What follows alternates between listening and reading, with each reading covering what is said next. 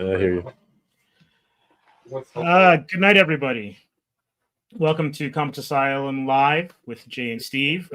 We got a pre-Fan Expo episode tonight, as I guess the big con in Canada kicks off in another couple of days, and a whole bunch of our friends, and I'm not sure if Jay's going, will be down at the event, and wishing everyone who's going and involved all the best of luck in the next couple of days and over the weekend. So, Jay, welcome. And I also know that, as we were talking, I guess, backstage, that you are a bit of a marathon man when it comes to doing streams today. Yeah, man. Yeah, that's a fun little aside right there. Holy crap. Yeah, like today, three straight live streams. Not back to back exactly, but I had one like 4 o'clock, then I had another one at 7 o'clock, and then I have, and that's right, 8 o'clock, and now I literally just jumped off that last one, right, and rolled right into this one. So I might cross. My brain is kind of wired now, so I might cross into like different. You know, I'll say something weird, and you're like, "What was that?" And oh shit, that was last live stream. No worries. Well, we got some interesting topics today. But first off, what I want to start with is Todd McFarlane's Medieval Spawn Kickstarter. Are you aware of this campaign? I was made aware of it this morning when I saw the I think it was a tweet. And it's just Todd holding up Medieval Spawn, and then the original Medieval Spawn from Todd's Toys from way back. So I mean, yes, I am very aware of it. Are you asking me what I think of it? Because, well, let's take a look at it. We'll roll the video from the Kickstarter, and then we can dive into it. Not only what do you think of it, but also what it did in a 5-hour span.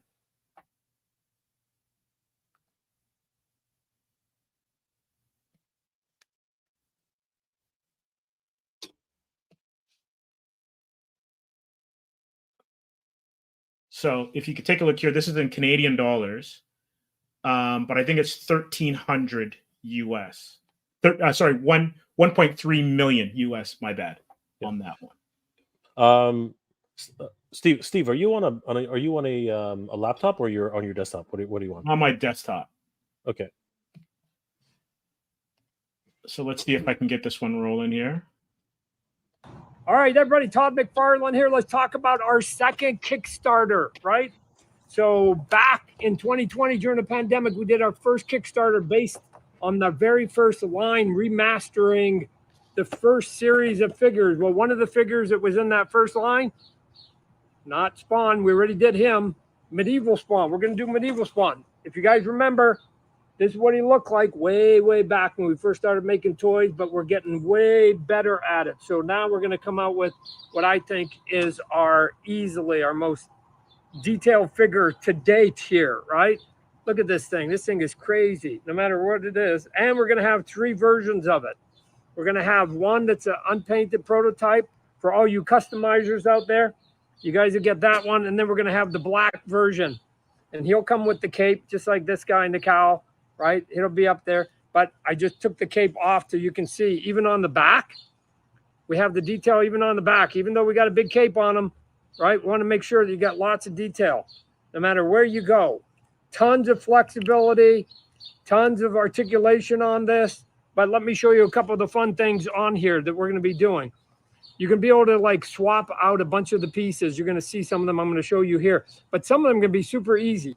You want to swap out that forearm? It's a magnet. Right? Take it on, take it off. But if you want to swap it out, you take this one, pull it off, 1001, 1002, it's on. Same thing on this other side. Take it off, take it on. You click it on and off. These are going to be magnets. The chests are going to be magnets. You're going to be able to pull it off and on. Some other pieces like the head, you're going to have to snap on and off. But we wanted to make some of them as fun and easy to do as possible. And if we reach our goal, and I hope we do, then you're possibly gonna get all of these in your box with no additional cost. So we've got all the weapons here with cool detail front and back, right? Some big weapons here, some big weapons here. Man, I'm missing a big giant sword. Got 2 shield, We got a mace with the chain on it. We got a couple of them, a couple chest pieces that would be magnetic that you put on. We've actually got a second set of collar on it, but then you get all the different heads here. Here's another sort of cool piece. And we got all these different heads, right? So let's look at these heads. Besides, some of them are just cool. We got that one's cool. We got this one is cool just to look at, but look at the fun on this one. If you raise it up, there's a face underneath it. So you can go up or down, up or down. And then we've got some of the ones where you just have him with his head on there. And then we've got like a mask, but look at it's going to be soft. Why? So that you can take this, and if you want to put a helmet on this guy, you can put a helmet or you can pull it off. So you can be able to put helmet on, helmet off on these guys. So all of this that you see here, although I'm missing a big one, the big giant Mondo sword that's in here, but you can get that. You can buy a single one. You can buy the 3-pack we're going to have. You get all 3 of them. And then we're going to have ones where I'm going to do autographs for you, right? We're going to have the plates. I'll show you that later. So you can get autographs, different colors, hopefully all these different things here. Starting Tuesday, everybody, Tuesday, Kickstarter. Take a look at it.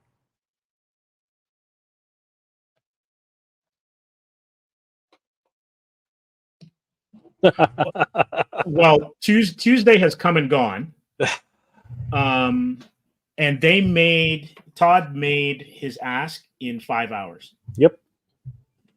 This is okay. So I guess you're asking for a reaction from me. Yeah, just what you're our toy maven, toy guru. So tell me what you think. I'm not surprised. I mean, the first go around, which he alluded to, which was during the pandemic, I think he it wasn't as fast, but I think he had the ask within half a day, and then I think he had close to $1 million within the first 3 days, right? So this, which is arguably one of the most popular spawns, right? Medieval spawn. He's got that huge, gigantic, freaking fat leg, and he's got the armor, he's got the cape and the gauntlets, right? But now he's taking a page out of Ramen Toy, at Ramen Toy's books, and introduced magnets. Right. Everything's better. That's cool. Everything's better with magnets. Everything is better with freaking magnets, man. Magnets should be a standard in toys, right? But the reason they aren't is because they're not cheap, right? But when you're talking about a Kickstarter, right, like this, Todd can ask for anything. He only asked for $100,000 as a starting goal, right? Yeah. If you want to do the quick tip, if you want to do the US price, scroll all the way down to the bottom, change the currency, right? Then you can show the US prices on there. Right? All right, so let's do that for our US viewers. Scroll all the way down. Scroll all the way down. See where it says Canadian currency right at the bottom? Further down. More. There it is. There we go. Got it. US dollar. Continue. Yeah. Bam. There we go. 1.3 million US. 1.37. We're almost on the way to 1.4. Almost. And yeah. I guarantee you, as we're waiting for this to keep going, it's just gonna keep boop, boop, boop. It's gonna keep ticking up and up and up. So if you want to click Control Plus, if you want to click Control Plus on your keyboard, Steve. Is this gonna work on a Mac? The Command Plus.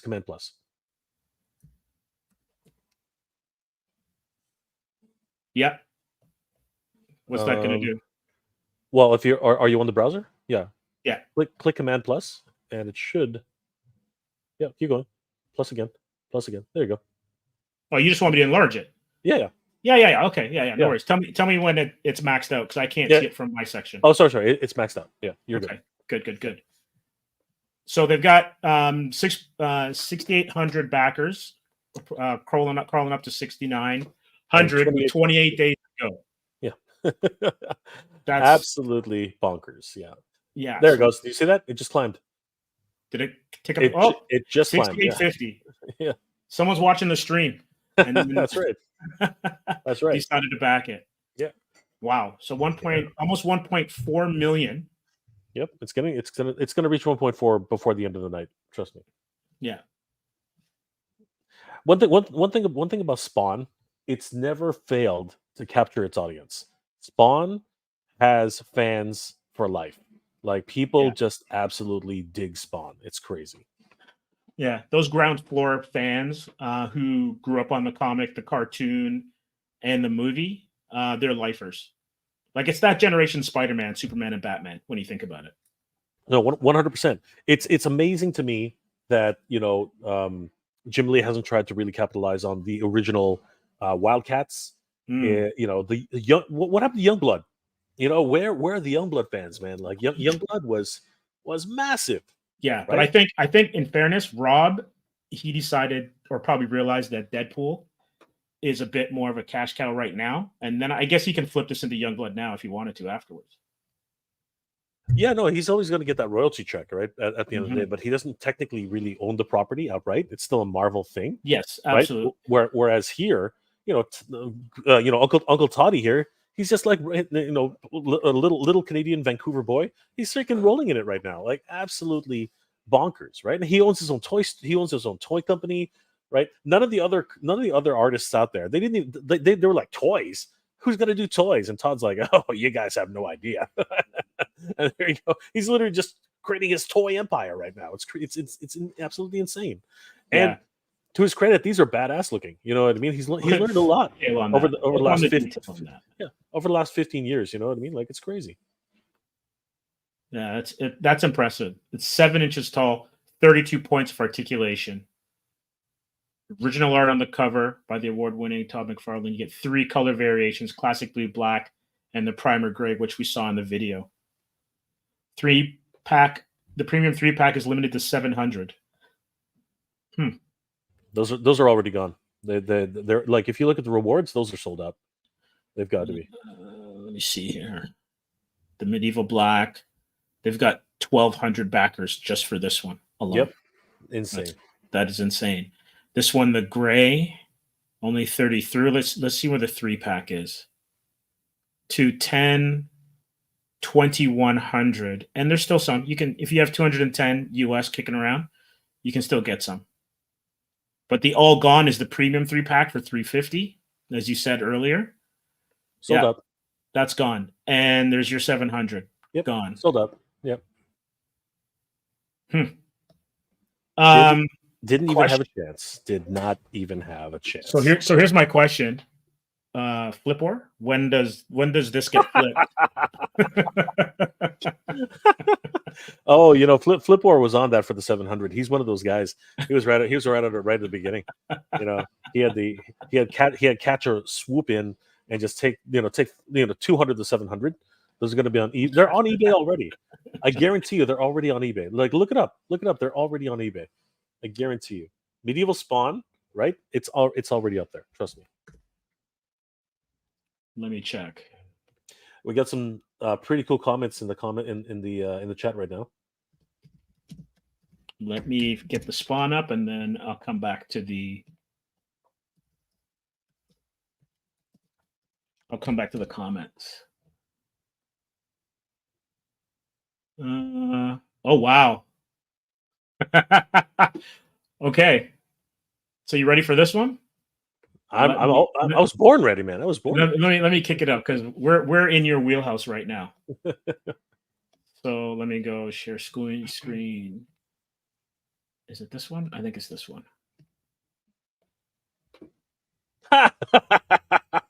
See, what did I? But tell it's you? CA. It's CA though. So let's just see, because I don't. Those are Canadian dollars. Yeah.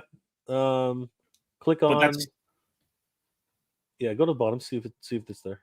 Do they have the same? They might. Same thing? This might be scrolling forever. No, go back to the top. Yeah, go back to the top. I'm not giving anyone motion sickness looking at. Go back to the top. Go back to the top. Click on the flag. And no, that's the one.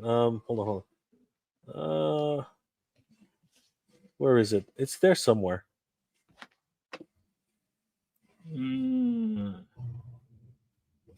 I might have to do the CA. That's all. Yeah. .com. Sorry. Yeah. .com. You're right. No, you're right. That's all you have to do. It's just .com. So just replace the .ca with .com. It should come right up. It should come right up. All right, so I'm going to open up another window. No. You can do it right here. Just do just replace with .com. It should come right. It should come right up. No, because I'm on that section. It's got like a whole bunch of like the URL's ridiculous. Yeah, but it should actually work. Give it a shot. If it doesn't work, it's just going to give you a 404. So just take the CA and change it to COM. It should work.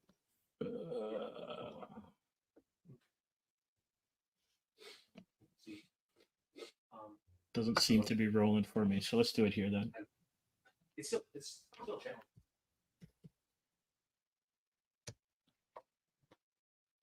$733. There we go.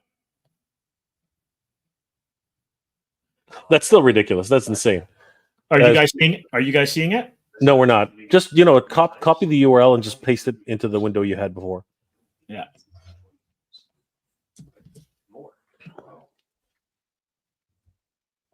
Yeah. Again, like with these Kickstarters, Todd is just printing money. He's literally just absolutely printing money. It's ridiculous. It is absolutely insane. You know what? I'll come back to that because I'm making a mess of moving all around here. Well, you're on it. You're on it now. So if you just replace the URL, you should be good. Yeah, I tried it. Just type in ebay.com and do the search again. It should be fine.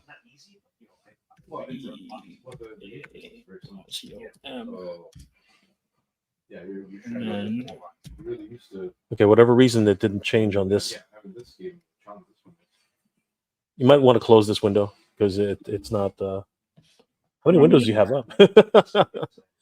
There we go. Let me see here. So let me go back to. You know what? Let me close all the others. Sure. So good to see you, Pedro. Andrew. Oh my gosh, good to see you, Andrew. And Color O'Connor. That's the medieval spawn I wanted. It looks so fat and so fat looking, like the best spawn ever made. A lot of people do like that spawn, that's for sure. Oh, you know what's crazy on this? Mm. It flips me back to Canadian anyway. That's weird. Why would it do that? But then it goes approximately 733 US. There you go. Okay, there we go. So it's doubled. It's tripled. It's tripled its value already. Well, some people want to triple its value. Yes. Yeah. Oh my gosh, just crazy. Yeah. So, if you want to throw up a couple of those comments, we can answer them together. Sure. So let's go. Let's go with. That's the medieval spawn I wanted. It looks so fat. That's the one you just read by Cooler O'Connor. Absolutely. How you doing? Thanks for the comment. Pedro Lopez. I need a new spawn figure representation. Been a long time. Luis Ortiz has, what's up, everyone? An awesome video, bro, Jay. Thanks, Luis. Joshua, should I get the Black Series just in case they get discontinued? Jay, what are you saying? Like, fill me in on that. What does that mean? Well, it depends. Okay, so basically, that's in relation to the Acolyte. The Acolyte, sorry. We'll get to that. We'll get to that because there's some interesting stuff going on with. You're talking about Star Wars, right? Yeah. There's some interesting things that just popped up recently regarding that. The figure looks nice. This is by Jim Gillespie, but it doesn't look like the medieval spawn I'm familiar with. Yeah, it looks like it's a completely new reboot of whatever the design was previously. Yeah, this is its own Kickstarter version. So they might even, depending on what it is, he might actually even attach a new comic to it, which would make it even more desirable. Yeah, for sure, especially if he does any of the artwork. Youngblood is in trademark hell. I did not know that. Well, that would stop it from getting made. That's for sure. Yeah, I'm not 100% sure how that's working with All Faults, but you might be right. It's been a long time. Mm-hmm. And then G Zambrano comes with the actual scroll selling. All right, you're gonna have to help me out with that one, Jay. It comes with the actual scroll selling your soul to. Oh, yes, of course. That's why I was laughing. About Youngblood, someone else has the rights to the characters now. Man, when you lose the rights to your own characters, that's tough. Ask Marvel; they know all about that. Yeah, that's why you got to keep a hold of your IPs, man. That's right. That's But if you chase the dollars, sometimes that's when you end up in that situation. It's true. Fran Captain America says, "Hello, Jay. How you doing?" Hello. D Rock says, "Good evening." What's going on, brother? Good. Don't worry about the typos. I'm the typo That's all king. right. It's all good, man. That's It's all all right. good. The phone is at fault always. Absolutely. Thunder ho. Absolutely. Wrong stream, friend. I appreciate that. I appreciate sure. that. Hopefully we cover that the Superpowers from McFarlane crowdfund got funded because he brought down the amount they needed. Oh, interesting. So it was a higher initial ask. No. He so this is not like this is actually the second crowdfund he's done in the last month. So he did a Superpowers crowdfund. But I believe it wasn't, I don't think it was Kickstarter. I think it was McFarlane.com only. Okay. And yeah, it didn't make it. It didn't make it. It didn't make it. No. Do you know what his ask was for? I can't remember anymore. Joshua, you want to give us a quick rundown of the McFarlane Superpowers crowdfund? I believe it's because he was just asking way too much for each character. Like like these are superpower figures, like, which are in the same style as they were back in the 80s. So they only have 5 points of articulation. You know what I mean? They're very much in the same style and same size, 5.5-inch figures. You know what I mean? So if you remember the old Superpowers figures, it's not it's not that far of a departure from there. A little bit better sculpture, a little bit better, material. But again, when you're doing exclusive crowdfunds, they shouldn't cost that much. It just makes no sense. Like a very minor update, basically, on the OG design. Kind of, not even that in many respects. Omega Primus is saying exactly what. He's talking about Acolyte. Canceled after one season on Disney Plus. Do you want to pivot into that? Well, if you're done with this one, sure. Is there anything else that you want to say about? So in basically, if you want to just go quickly back to the Kickstarter itself, I'll just make some minor notes.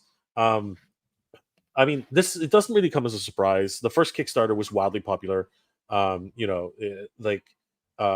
He had his funding within the first week. You know what I mean? And he had the funding within the first few days, and then he had like he hit $1 million within the first week or so. It was absolutely at time one of the biggest action figure Kickstarters on Kickstarter, right? Since then, a couple of others have hit the $1 million mark.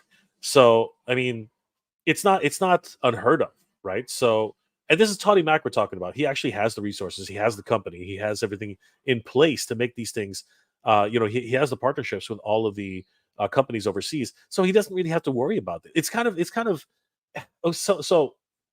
This is one of those things where you have to ask yourself: is this disingenuous to be asking fans to fund this action figure? You know what I mean? So that's a great point, because finish your point, because it's also coming up in comic books as well too. Yeah, exactly. And crowdfunding. Exactly. It's one of these things where, but you know what? It's different when you're a small indie company asking for the help from the community. This is this is Todd freaking McFarlane, man. He has his own independent toy company, which is associated with Disney, which is associated with DC, associated with Warner Brothers. He's still. Wait. You're not even going with the sports. Like all of the sports. Yeah, that's NHL, right? NBA, NFL, like everything. Yeah, exactly. Like NHL. Can't leave out my Canadian brothers. He's cornered the market on action figures in his wheelhouse. You know what I mean? Arguably. Yeah. Are they the best figures in the world? Absolutely not. Right? Are they enough that the fans continue to buy them and want more? Yes, 100%. Because DC fans love the multiverse, right? The multiverse to them is huge. And then of course that's not even talking about Spawn fans, just actual Spawn freaking loyalists. Like, this is crazy. Think about it. In like what was it, 6 hours? Not 3 hours, 4 hours, whatever it was. He hit $1 million. You know what I mean? Like, insane, right? So it's one of these things where Todd knows his market. He understands what the fans want, and he's a fan himself. So yeah, he gets it. He absolutely gets it. And look, he even anticipated. If you scroll down a bit, scroll up a bit. Sorry, Scroll up. Down. Sorry, down. Keep going. There. More free bonuses for hitting 1.25 million. Right now, he's getting into the astronomical thing. Right, where he's just giving away stuff now. Right. Do you want to see what he's giving away? Sure, go for it. All right, everybody, Todd McFarlane here. It's time to give you more free stuff. Since we've gone way past this number here, and we've given you 4 free items before, it's time for us to give you some more items. There's some cool packaging, slipcover there. And remember, it's going to be the fastest shipping that you'll ever get. So I'm going to give you 2 items today, right? Here's what you're going to get. You're going to get the collar, the new collar chain, right? This is the one with the spawn symbols on it, right? The pre-existing one is the one that's got the skulls, right? So you'll get now this alternate one here with the spawn symbol on it. To change it out, it's the one that holds the cape up in, and then you can take off the chest piece. And more importantly, I'm going to give you this cool big Mondo spiked piece here, right? That's one of the magnetic pieces. If you turn it around, you can see the magnet in there. Right? So if you just go over to, like, here it is right here. Here's the one that's going to come with it. Take it off. Take this one. Literally put it on, and it's on, right? Off, on, stays. If you want to swap it out, take the other magnet one, boom, and it clicks in place, right? So you get a magnet gauntlet with what I call the big spike one, which is kind of cool. And you're going to get, let's see, we go here, and you're going to get the additional one right there. More to come. Hopefully, we want to give you lots more, right? So anyway, so you can dress your guy up and make him super cool. Literally, he's just giving away little peanuts now. But people are eating it up, man. They're eating it up like Pretty savages. much. Absolute savages are just eating this stuff up. It's crazy. It is absolutely crazy. So Joshua, I hope you're right too. I hope that it's 100% going to cover everything that that he lost in the superpowers one for sure. So which one are you looking at there? Sorry, for me. Which comment was that? No, that was Joshua. Yeah. Oh yeah, the previous one. Correct. Yes. Yeah. So yeah. And hold on a second here. Derek has a comment. Superpowers crowdfunding got funded. It has 8 more days to go. It's at 108% funding. There you go. I wasn't even paying attention to it anymore. So basically, awesome. So again, he does no wrong. Todd McFarlane, Toddy Mac is like he's like printing freaking money. Yeah, Pedro says he could bring his spawn to Target, but this deluxe offering would sit on shelves till clearance. Why would he do that? So that's a good point. But it obviously doesn't need to. He's literally just selling to the masses now, he's literally pre-selling it to everybody who really wants it. Arguably scalpers, arguably flippers, but I mean, like, eBay's got to pay those bills somehow. I mean, like, it's crazy, right, guys? Essentially eliminating the middleman, right? He doesn't need a middleman. That's right. Direct sales. Think about it. It was 100. Distribution is paid for by the backer. So there you go. It's crazy. Like he's like, you could tell just how confident he is in Spawn. We asked for 150,000. No, we asked for 100,000, right? Yeah. For a single figure, right? With multiple variants plus accessories plus things, right? He was like, let's just throw it to the people and see what happens. And now 1.4 million dollars later, you know what I mean? He's got 28 days to go. Absolute insanity. Pure absolute insanity. Crazy. Yeah, for sure. Let's see what Cooler says. I hope they make enough figures to supply the demand. I hate to make McFarlane figures sold out incredibly fast. Yeah, they would, because of the demand, right? And also what the figure is on, for sure. With all faults, will be some high production numbers. Yep, that much is true. And Lord Hoagie, how you doing? Welcome. Going on, Lord Hoagie? Good to see you. Yeah, so that's insane. And it's kind of interesting that you're mentioning that, because I know that it came up in comics as well too, using like established companies. So now I'm talking about one-off kind of struggling or emerging creators, but established companies, the big two, or even some of the independent but not quite independent companies that are decently funded, going to Kickstarter to get projects funded, and you're wondering, well, if they are going to the fans, does that crowd out the smaller campaigns? Well, this question continues to come up, right? Who was Kickstarter made for? Kickstarter was made for artists and creators to have an avenue which is not available to them, right? It's an avenue which is which was made available to access the goodwill of fans, right? But now you got these billion-dollar companies, Mattel, right, making their own Kickstarters on their own platform, Hasbro making their own Kickstarters on their own crowdfunds on their platform. Now you have Todd McFarlane utilizing actual Kickstarter, right? And that's kind of ridiculous. You know what I mean? In a lot of ways, you do kind of sit there and just wonder, like, is this really supposed to be for them? I mean, they already have. They could walk to the bank tomorrow and say, "Hey, I'd like to fund this action figure," and I just need a loan, right? Yeah. Instead, they're now just going direct to because they know that that's guaranteed money, right? Oh, The Rattler right now, it reached its second tier, right? Wow. And now it's right onto its last tier, which is the Baroness, right? Everyone's like, "Oh, is it going to reach? It's going to reach." It's absolutely going to reach. 100%. They got 20 days left or something like that. It's 100% going to reach.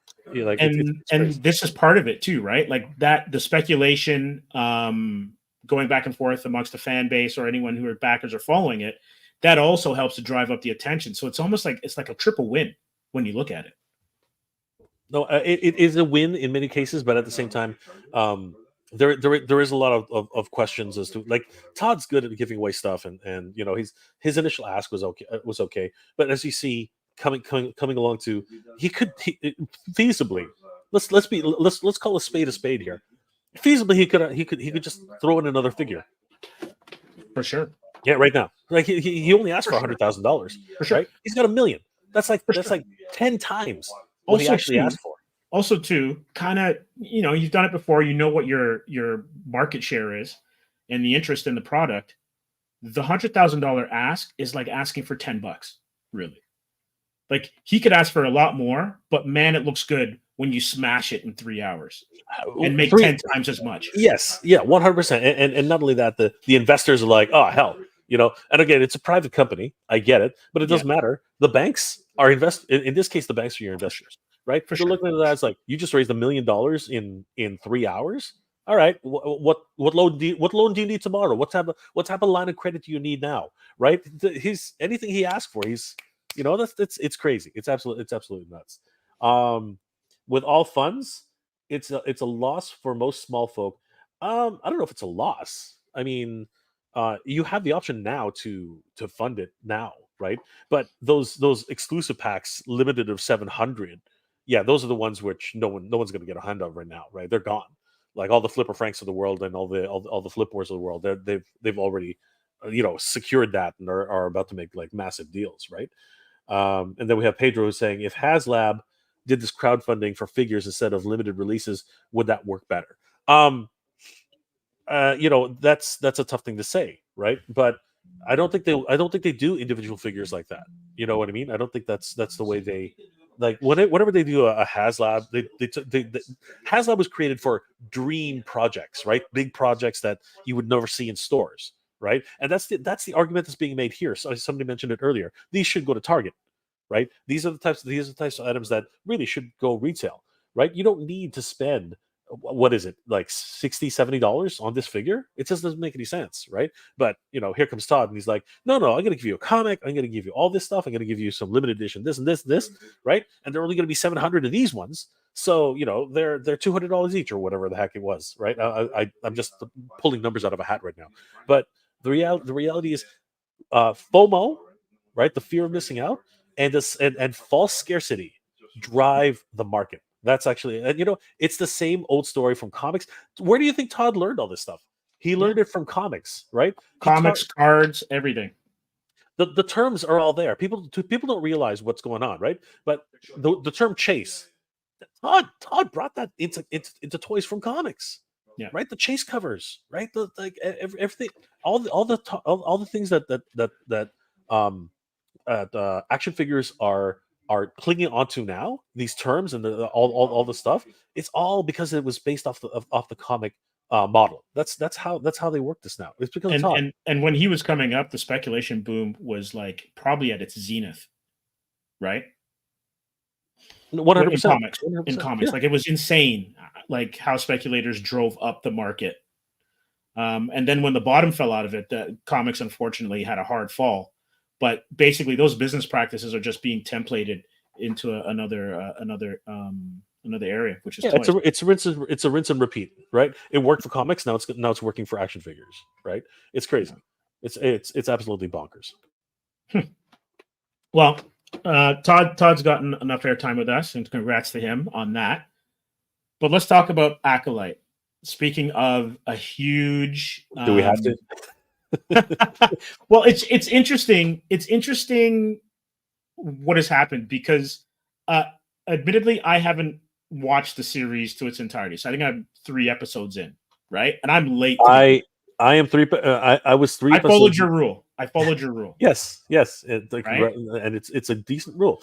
I was 3 episodes in. I got busy and I dropped off. But I've heard enough about what's going on with it to fill a lifetime. So, I mean, we can talk about it till the cows come home. Right now, I'm pretty sure. But what's your take on it right now, Steve? I mean, like I have like even with the 3 episodes I watched, I already have. I already predicted a bunch of stuff. And I'm curious to find out what your take on it is right now. Okay, so just putting all my cards on the table. When it comes to Star Wars, I've kind of I've let it go. Right? There's you and so many other people, man. There's a lot of great programming out there that aren't getting enough eyeballs. So I'm kind of looking at that stuff, but. I gave, I guess, the Rey movies a chance. I think I watched 1.5 of them. And it just wasn't for me, right? But that's great. I've heard great things about, is it Andor? The series where they're building the Death Star. Andor. Everyone says watch that. Yeah, because Andor is the moon, right? So it's Andor. Yeah. And it's spectacular. So I will watch that when I get some time, when I'm done with the comic book. Making my comic book and stuff, but I will watch it just as a show, not because I'm a Star Wars head. Yeah. But Andor by far for me is the most refreshing show in Star Wars right now. Like seriously, I really enjoyed Andor. But I'll tell you, the reason why I didn't jump onto any of these shows was because I was all in on Mandalorian. Mandalorian season 1, I was like, you got it. Like this, you're giving me what I've been asking for probably since the Sarlacc pit. Yes, and Boba Fett got devoured, and then they gave Book of Boba Fett, and I was like, "This is not doing it for me." When it comes to the Acolyte, because I didn't watch Ahsoka at all, but when it comes to the Acolyte, it's almost like I'm not quite sure what story they're telling. Like the production value is great, like the series looks great. That the money was put into the sets, CGI, the volume, whatever. And it like I feel for the crew and I feel for the cast that it's not being renewed. But if this is a story about the genesis of the Sith, I wasn't looking for that path of storytelling to be used to do that. Okay, so if you're gonna go that far into it, I'm gonna put some insight into it. That I watched a review of the ending. Okay. So let's take a minute and talk about that portion of it. Sure. Because well, first let's answer these 3 questions here. Pedro Lopez starts off with if you're missing out on. If you're missing out, you're missing out if y'all don't watch at least the battle episode. So I've heard that. I've heard that. Yeah, the choreography, the fight choreography I've heard is off the chain. Yes, I have heard that. Particularly when the stranger, does his thing, right? Yeah. So, I mean, I'm pretty sure I'm going to end up seeing that. So here's the thing about that. I'm pretty sure that if I don't decide to watch it, I'm pretty sure YouTube's going to have it in spades eventually. Like you're just going to see all this, things popping up like crazy, right? So I'm not really too worried about that. I will eventually watch the rest of the series because I am curious. You know what I mean? And Color has another comment here. He says Disney has failed so much with this kind of woke content. How? Why are they not learning? See, I keep hearing this term woke, and I sort of now know what that means. But I'll be honest with you. There's at least in the first 3 episodes, I don't see any problem with what they're presenting. It's a coven of witches, and you know the the introduction of Immaculate Conception, that's happened before. I mean, that's Darth Vader. You know what I mean? So yeah, that doesn't surprise me at all, right? I mean, if you have a whole coven of powerful Jedi, Force users, and remember, you got to understand that the Dathomir witches use the Force differently than Jedi. So what seems like magic to the Jedi, because again we look at the Force like magic too, right? But what seems like magic to the Jedi is actually just a different way of using the Force for the Dathomir witches, right? So what's actually happening here, right? But having said that, the whole intrigue behind what happened, who killed them, all this kind of stuff that happens, and then what actually happened, who set the fire, this and that's supposed to be a whodunit in the rest of the series, right? That's actually supposed to. Okay, before you even go ahead and get to the review, I'm just going to go and say, you can tell where I would be shocked if I call it wrong when I get to the end of it. It's pretty paint by numbers in terms of who set the fire. It's a long play, right? And we've seen the long play in Star Wars. There is a twist. There is a twist, actually, Steve. Right? There is a twist, and we can talk about it. But first of all, I want to give a huge shout out to the Felon Attorney Oregon. Thank you for the $2 super sticker, my friend. What's up, Jay? You lost weight? Missed me? I lost weight. Thank you, my friend. I don't think I have. You know what that is? That's standing in line in San Diego. Yes, I was sweating in the blazing heat. That was sweat. That was sweat reduction.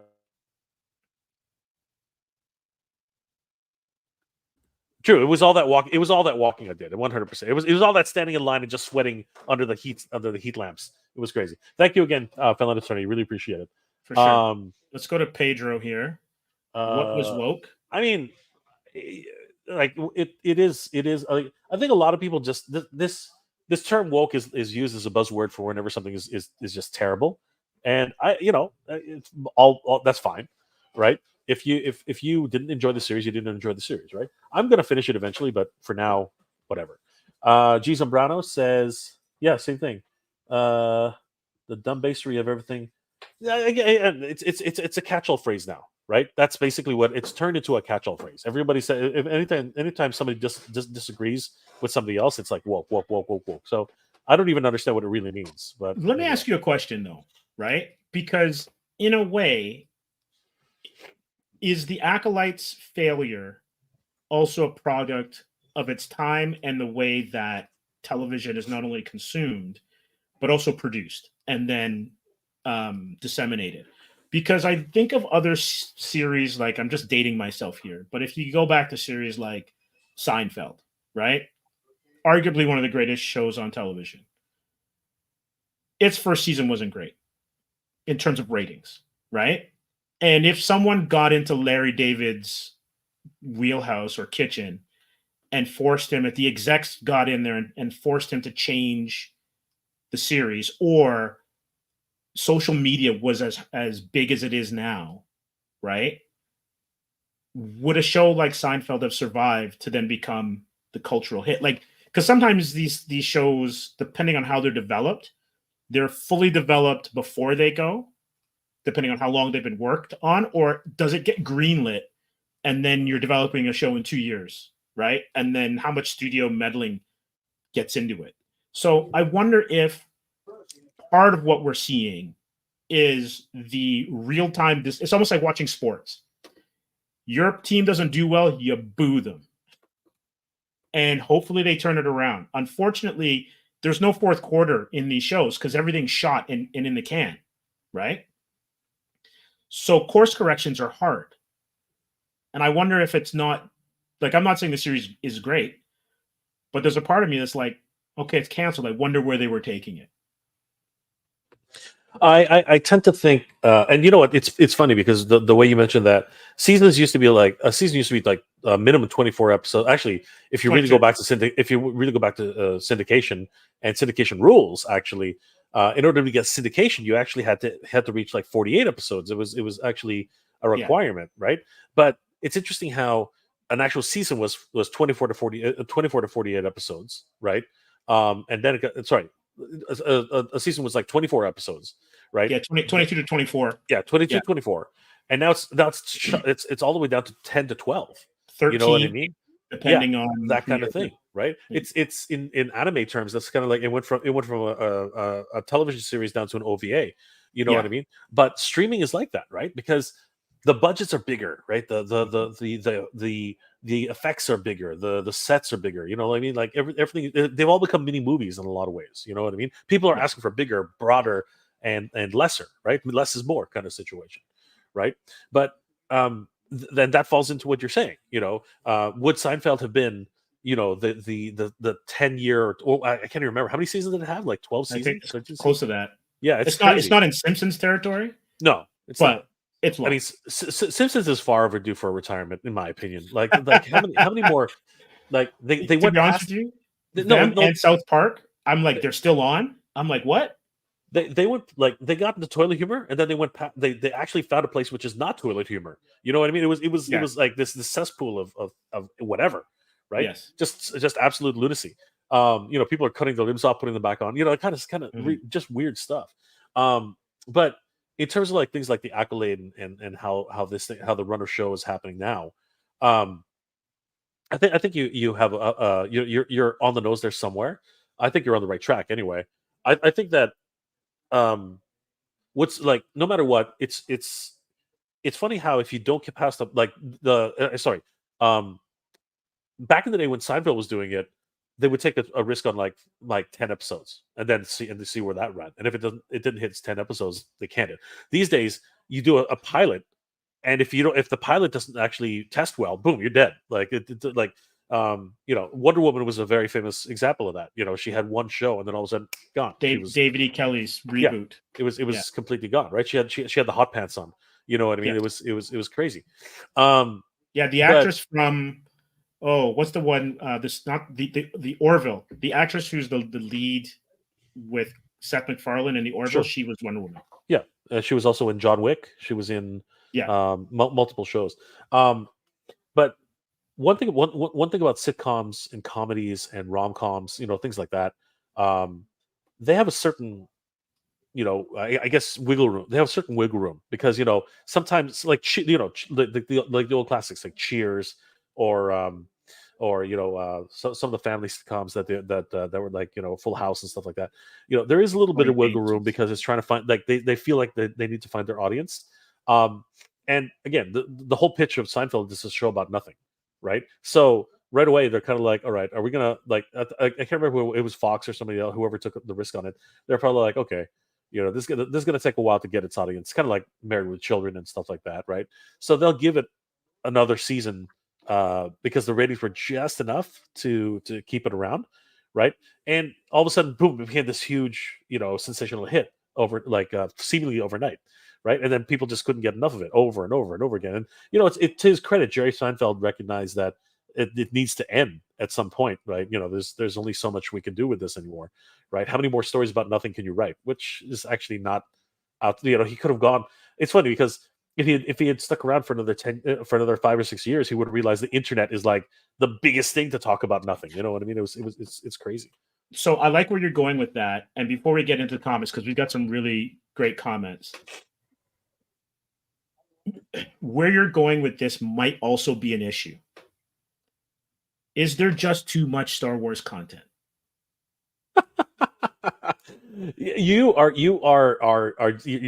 even candy coating it anymore, right? You're not even candy. Like, the fans have pretty much given up on Star Wars. Like, nobody's buying the toys anymore, which is arguably one of the biggest bread and butter that they have, right? Jay, not to cut you off, but apparently Acolyte merchandise has been removed from the Disney store. Okay, here's a famous saying. Okay, that all of us toy collectors have adopted pretty much. What it's gonna like wait for it to go on clearance. B, it'll show up at Ollie's. Well, anything Hasbro related ends up at freaking Ollie's or at Ross Dress for Less or Ross, all freaking, man. yeah, Love Ross. I love Ross. Ross is the place. Ross is the place.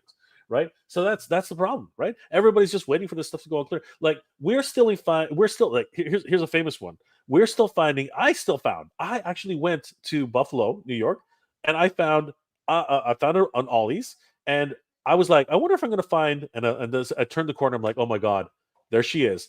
Holdo. I'm like, this isn't a Hordor. This is General Holdo. Okay, she's lit like 30, 40, 50 of them. All of them. Just like you're like the legends are true. Like, right. There are millions of these things just hanging around, and they can't like Ollie's can't give them away. Ollie's cannot give these things away. It's crazy. And it just keeps like sticking on the shelves. It's nuts. And that's what's going to happen with the Acolyte, unfortunately. That's how that's going to go. No, like I was at San Diego Comic-Con. I saw them on display. They look great. Okay, they look absolutely great. And you know what? I argue that I will pick up that little Jedi figure. She's Chitara. All right, she's like if you know who I'm talking about. Literally, it's Chitara in a Jedi Chitara. Like seriously, it's crazy. It's absolutely nuts. Yeah, it's kind of funny because I also was like, isn't that a Star Trek design? So it was really odd, some of the stuff. But here's an interesting comment. I think by Felon Attorney Oregon.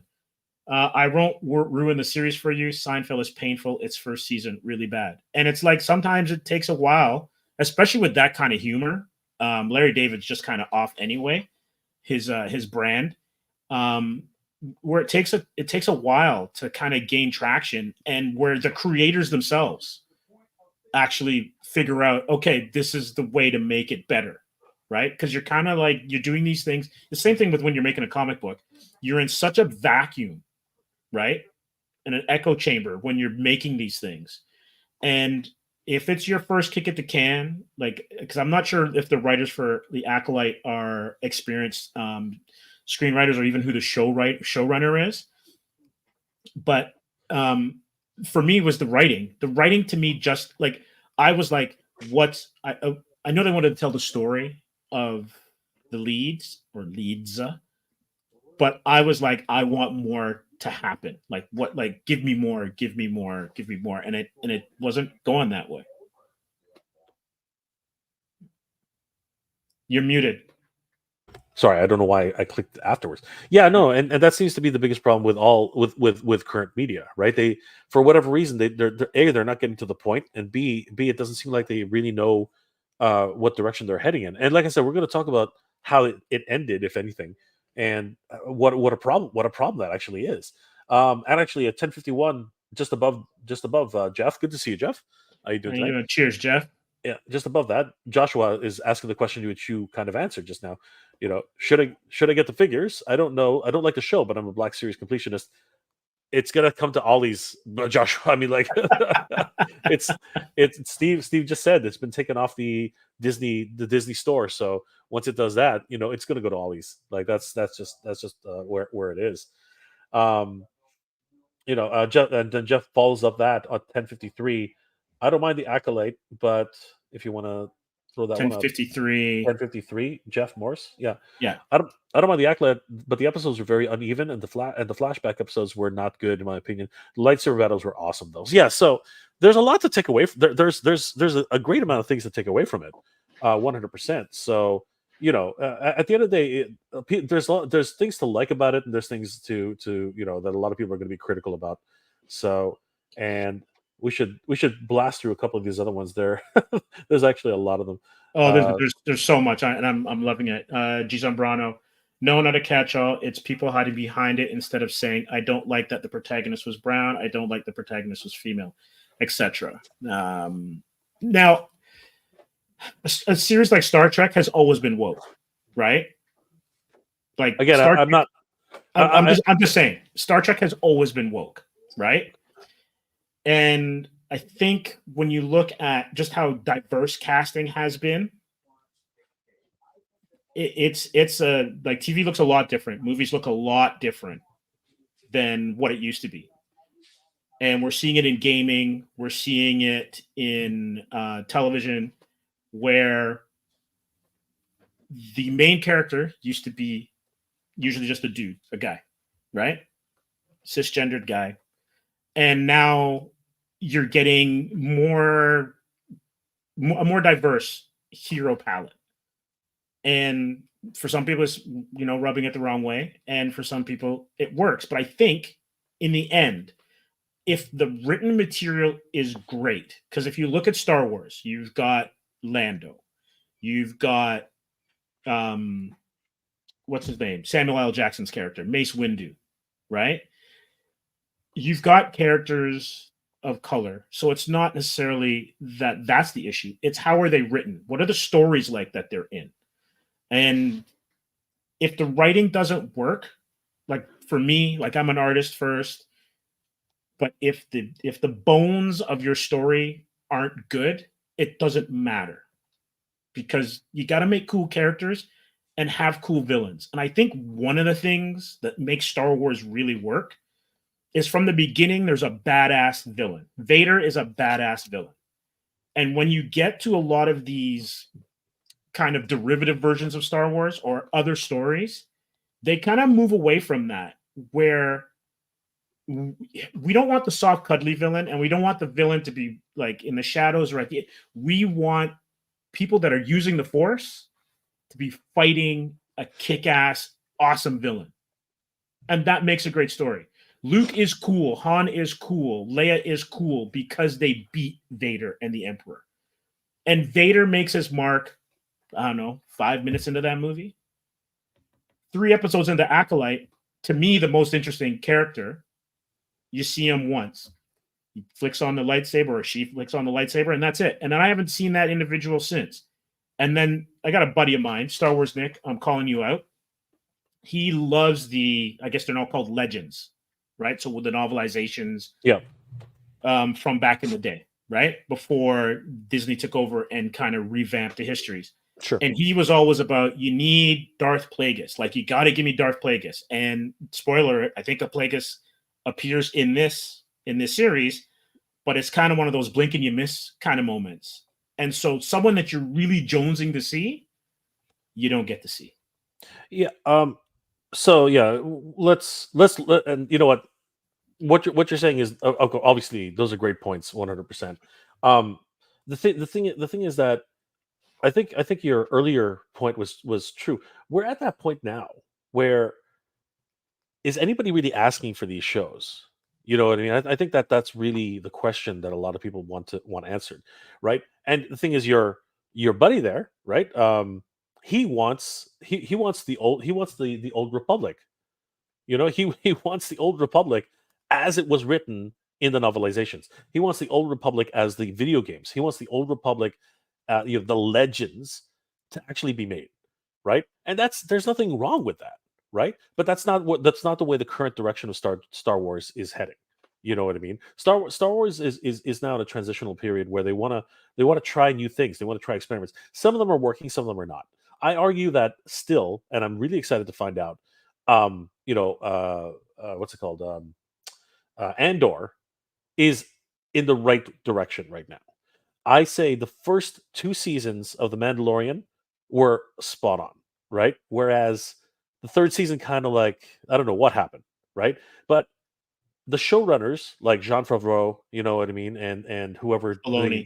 Dave Filoni. Dave Filoni, right? They're still doing great Star Wars. You know what I mean? What's it called? Rebels. I think that was actually a really good series. I think that what's it called? The Bad Batch. I'm so glad they finished the Bad Batch. I was worried it wasn't going to get finished. It took so long for the final season to come out, right? Similar to the way Rebels almost didn't get its last season. You know what I mean? It's one of these things. And now Rebels, arguably, because you didn't watch it, but really, Ahsoka is Rebels the final season. You know what I mean? The actual final season, because Ezra disappears into the ether, and we finally find out what happens to Ezra. Was it the best? What is it the best version of Star Wars? With Ahsoka and Sabine Wren doing their thing, right? It depends on what you think of as Star Wars, right? So they're trying different things, and a lot of them are not hitting, and that's the problem. A lot of them, a whole lot of them, are not hitting the mark, right? So this is just another kick at the can, and it just did not hit the mark. Like the real problem was it's like, okay, so let's cherry pick a couple of these ones, because there's a lot of people just going back and forth about woke and whatever that terminology means. But where do you want to go? Let's just say, yeah, let's go to the Villain Attorney at 1055. Let's start with that one.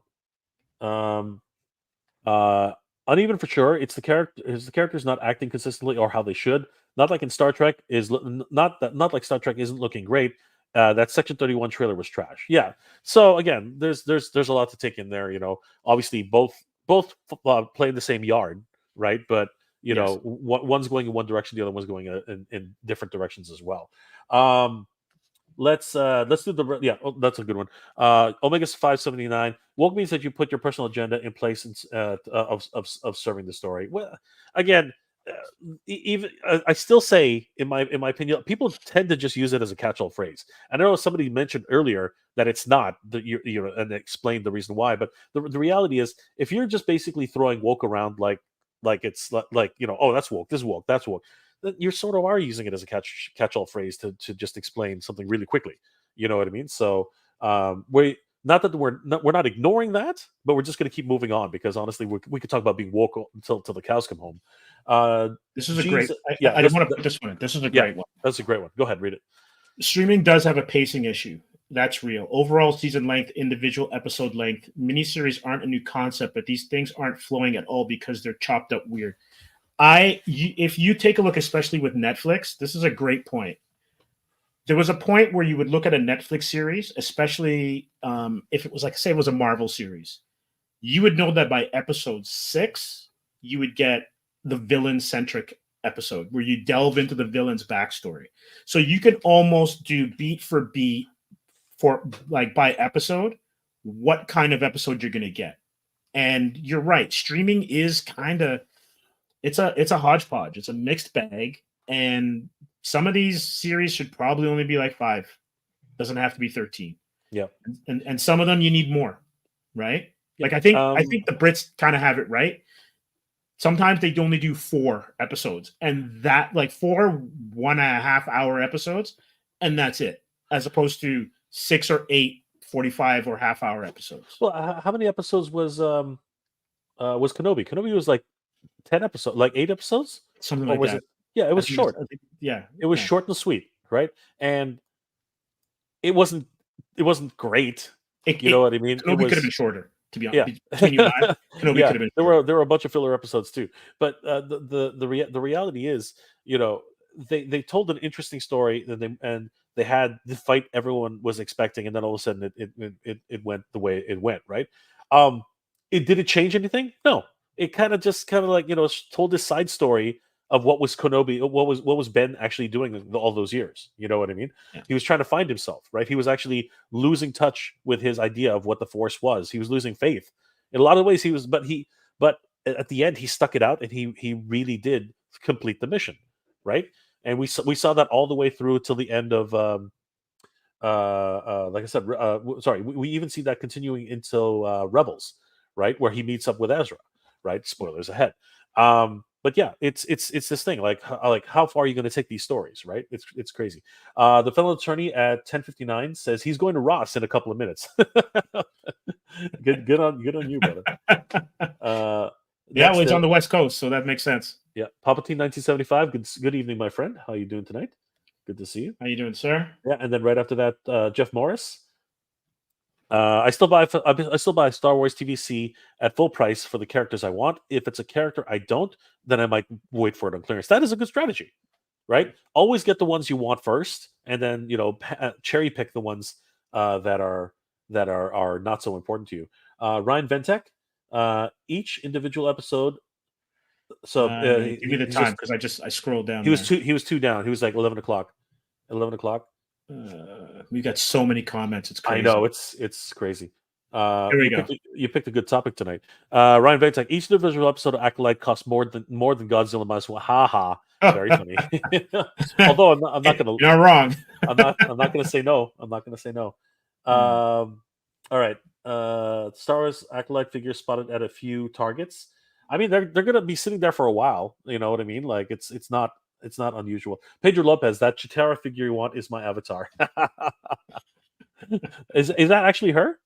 No, that's Wolverine. That's X-23. No, but that's who it is. X-23 is the actress for the Chitara figure. Oh, really? That's her. That is her. Yeah. Yeah. She's a very short individual, so which is awesome. I picked up a Jedi Knight Revan, sorry, and HK-47 at a full price instead. It depends on you. Acolyte had a space at Ross before the toys came out. That's hilarious. It was Acolyte Fiction Display in Destiny. It's crazy. Oh my gosh. The next one's an interesting one. All you have to ask is what was Yoda doing the Acolyte and it falls apart.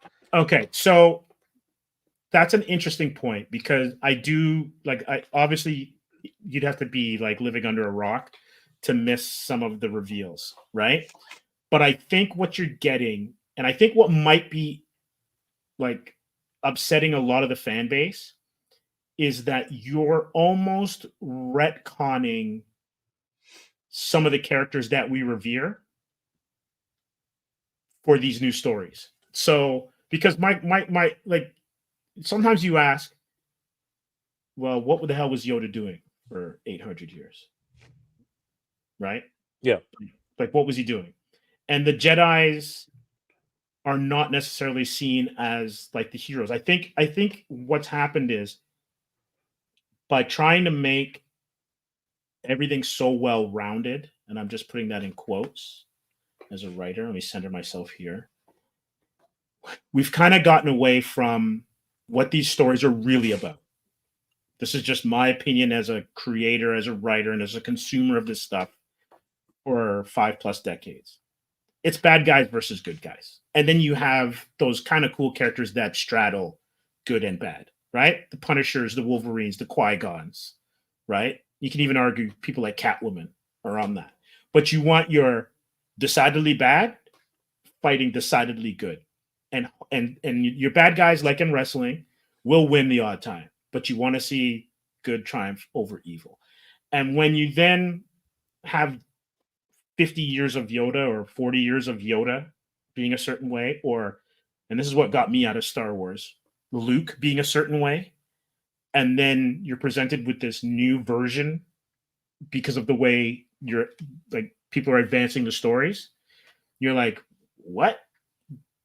Like, full disclosure, I was not happy with the Rian Johnson portrayal of Luke, and they did everything in their possible power to kind of breathe new life and show respect, give Luke his flowers when he showed up in the TV series, in the Mandalorian TV series. I know where you're going with that, and yeah, I understand, but it's.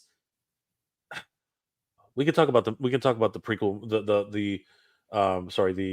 the last trilogy, until the cows come home. I mean, like it was just crazy because there was a direction by one director, moved on to a completely different director, and then moved back to the original director.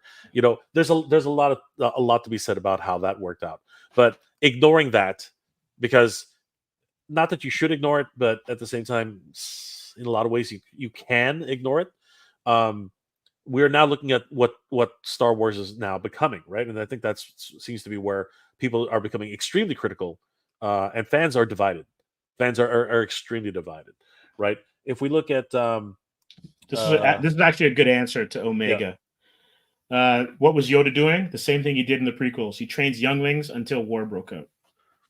Yeah, but I think the question really be the reason that came up is because spoilers ahead, Yoda and Darth Plagueis actually show up in the series, right? Yes. So that's a thing. But as you said earlier, it's a blink and you'll miss it kind of scenario, right?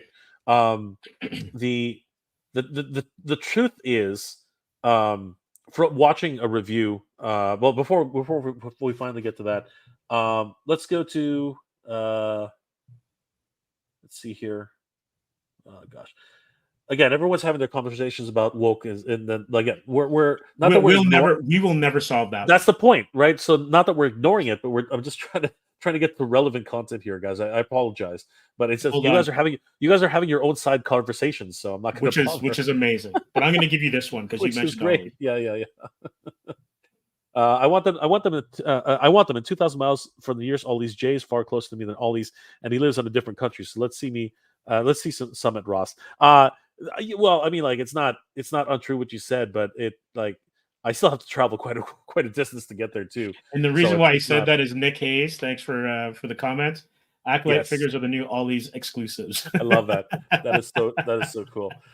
If you want to cut to G's and Brano at 11:13, it's interesting. This is a very interesting comment as well. That's John Smith, but okay. Most things seem to be over long these days. Look at the Halo series; could have been cut maybe 70%, 7%. Yeah, but by that notion, it got canceled just recently, right? So it's either you go long enough to get canceled, or you actually have a beginning, a middle, and an end, which a lot of series just don't. Like a lot of series just get cut off before they finish what they want to say. But they're also producing these shows to fill content because they need subscribers. Streaming needs subscribers. Yes, right? And they're not relying on ad dollars anymore like in the old days. Yeah, and especially since, and here, like, you and I, we can actually talk about this later, but should Disney have actually created Disney Plus? It's bleeding cash for them right now. It's absolutely, they just don't know what to do with it anymore, right? Well, but they have to continue because they need to show that the investment was worth it, right? It's crazy. They're committed now. Yeah, and this was the one I wanted to read. Remember, G. Zambrano. Remember, Kenobi started as a movie. It could have been 1.5 hour episodes, like a miniseries back in the day. This is true, and that's actually why the format was what it was, right? So, great point to be made there. 100%. Thank you, G. Yeah, the very next one is interesting too. The Film and Attorney at 11:14. There we go. Yeah, like Obi-Wan was a super expensive way to show why Kenobi called Vader Darth. That is definitely an interesting way to show that parallel for sure. Well, the felon's on his way, but got to run. Hail to the chat and the host. Have a good evening, and thanks for joining in, and good luck on all these, man. Absolutely. And Kevin Davis right below that. Actually, it was the next one. It's the next one below that. Yoda was in the Acolyte. Did I miss the last 2 seconds? You blinked. You blinked. That's the problem. Okay. You literally blinked. But here, you know what though? I think Jeff has a good way to look at it. I'm offended. You're saying I'm easily offended. LOL. And see this? And I'll go back to this. Right. In the end, they're just stories. Right. I'll just use myself personally. I don't like what's going on in modern Spider-Man comics, but I'm not going to rant and necessarily rave over how bad they've been for a long time. I'll just go back and read the old ones, right? And if I get surprised with a good story every once in a while or a good movie, I'll consider myself lucky. But there's enough content there, and I think Star Wars and Star Trek and some of these are in the same boat, where we should be able to, like, if we're watching sports, you like your Yankees, so other people are Red Sox. You go to the game. Hopefully a fight doesn't break out. You all have a beer, enjoy the game, and at the end of it, you go home. I don't think it has to, like, I love the passion, but I don't think it then has to extend into what you think of other people because they like something that's not of your desired palate. Now, again, it's live and let live, right? That's the type of mentality we should all have. But again, like nerds and geeks, we tend to have wars over who's better, a Picard or a Captain Kirk. You know what I mean? So it's a never ending story. But you know, at the end of the day, this is why we love this stuff, because this is why we become obsessed with it, right? J-Man at 1119. I was just going there. Yeah. Remember when Star Wars was based on a movie of movie serials and Kurosawa films? Like, what's with all this random stuff we get these days? Well, the problem with that is when you get as big and successful as Star Wars, which was based off of, as you said, like, you know, Flash Gordon and Kurosawa films, right? The thing is that people want more, and consumerism is such that because people want more, companies want to give more and sell more and do more. I mean, there's a reason why Disney bought Lucasfilms. You know what I mean? There's a big reason why, and there's a big reason why, arguably, George Lucas is trying his best to get it back. You know what I mean? Because he feels they're not handling it with the proper respect that it's due. But we'll see where that goes. Well, that's a good point though, because like when you think about it, it's quality control. Essentially, it comes down to quality control, and a lot of times when you have certain characters or certain concepts. And I guess Game of Thrones is a perfect example of this. When the creator is involved, like the person that actually comes up with it is involved with it, the through line and whatever they're trying to tell is usually stronger and on point. But like, think of a favorite, you know, restaurant or local eatery in any of your hometowns. When that mom and pop establishment then expands, right? Or they're open up for more hours, the quality dips, right? And I think what we're getting now is just too much stuff. Like I used to remember waiting years to get a certain IP, right? We would have had one IP, it had its run because that's whatever the contract was for, or the ratings were a certain amount, or the studio ran out of money or whatever. And then you had to wait, like you might have seen it in public school, and then you didn't get another one until like high school, right? And now we're getting like any kid that's born now and is like 7, 8, 9, the library of stuff they can go back and watch from their birth, moving all the way up into when they, you know, hit their teenage or early 20s, is basically dwarfing in those 8 years or 10 years what we would have had, what Jay and I were just like aging ourselves. Our entire lifetime, right? Like our entire lifetime, they're getting in like 4 or 5 year chunks. And not to mention where you can then go and get your manga or your anime anywhere. Because when we had to do it, we had to go to like some video store downtown and go get an OVA or get someone who had burnt a VHS or something or some disc. And we would get like, you know, the OG anime from Japan. It wasn't that readily accessible, and I think it's almost like too much of a good thing, if we can say that. Yeah, no. We're dating ourselves. Yeah, whatever, man. that ship. This is dating me. That ship. Yeah, exactly. It's written on your face there. But pretty much. But no. You know, I totally agree. I mean, like, you know, there comes a point at which, you know, we all have to just come to the realization that, you know, we are hard. We're about as hard boiled as you're going to get. Like, there's not really any going back at this point. So it is what it is. But you know, the consumerism is always going to be a thing that when you're successful at something, it's just going to come back, and companies want to keep making stuff that people want, right? That's always the hardest thing to do, right? So it is what it is. And your comment here actually goes into what John Smith is saying. Hey, John, if you want to do a comic, just do the comic. It's not rocket scientist. Which is why a G.I. Joe show that just does the original comic would be great. But people want content. Like the companies that are out there want content, and they're in the business of making money. And it seems counterintuitive because Acolyte one season had done 200 million or whatever the budget is, and franchises look like they're in disarray.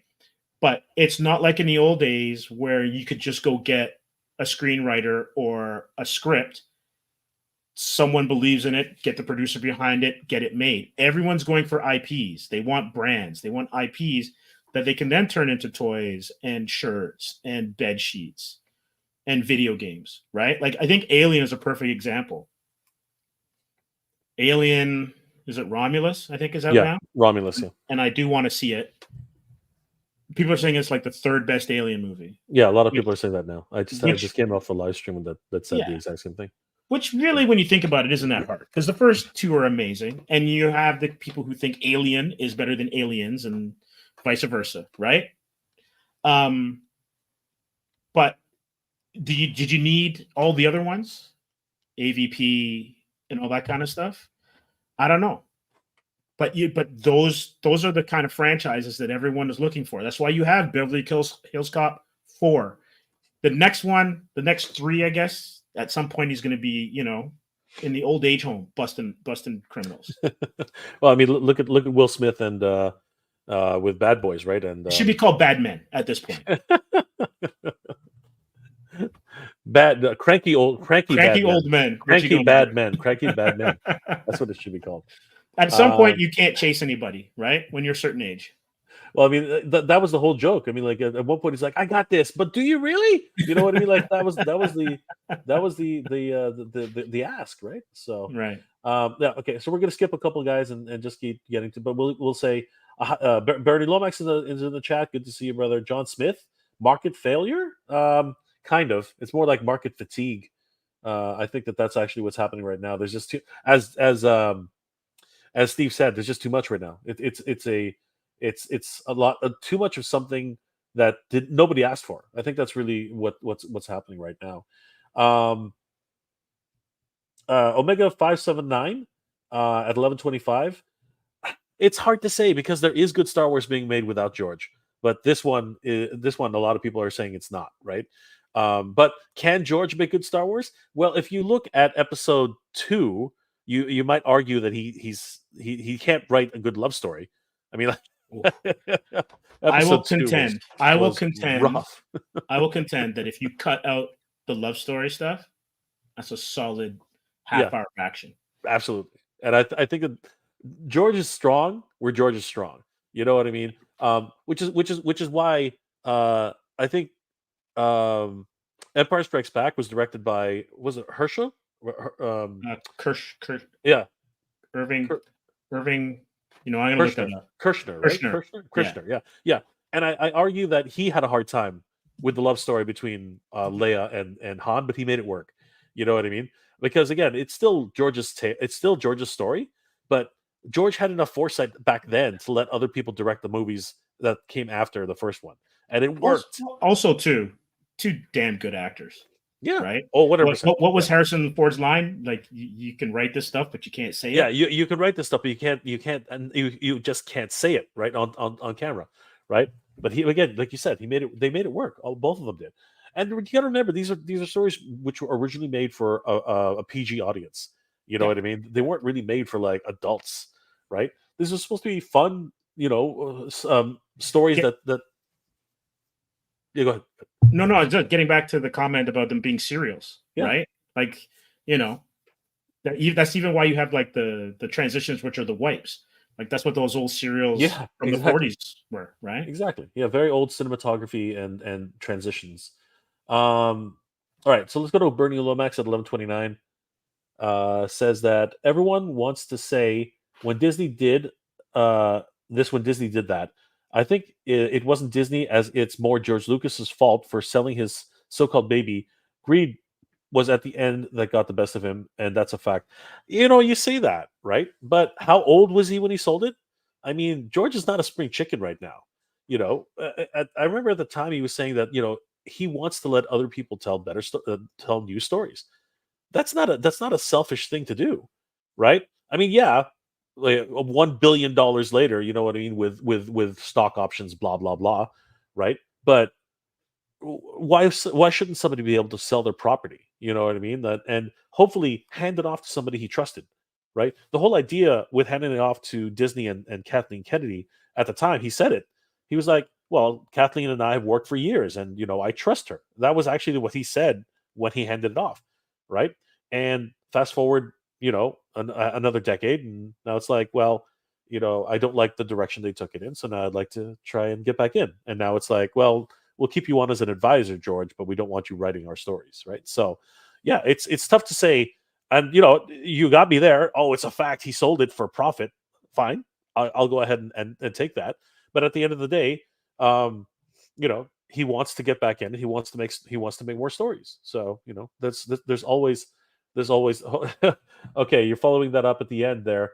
You don't sell your children. This is the fact. You can't explain that. Well, that's not. You know what? Hold on for a second. And you know what? I'm not going to say. I'm not going to say that. Of course, you don't sell your children. Like what? Fine. But you know what? If your children become more successful than you, isn't that the dream of every parent? You know what I mean? Isn't the dream of every parent to have a doctor in the family? Isn't the dream of every parent to have a basketball star in the family? Isn't the dream of every parent to have someone to succeed them, to be better than they are, and be able to walk their own path? Isn't that isn't that what maybe George was thinking? That my child is going to grow and other people are going to take care of this child. I don't know. I also think too that